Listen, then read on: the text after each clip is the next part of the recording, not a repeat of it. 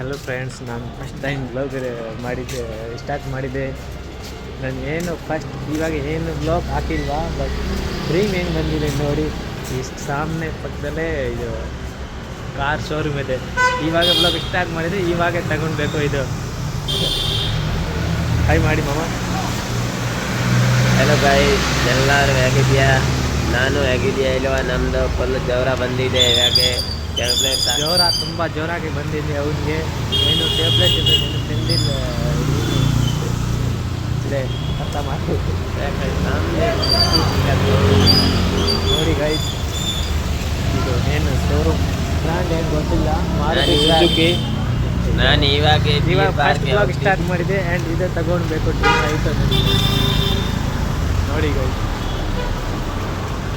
ಹೇಗಿದೆಯಾ?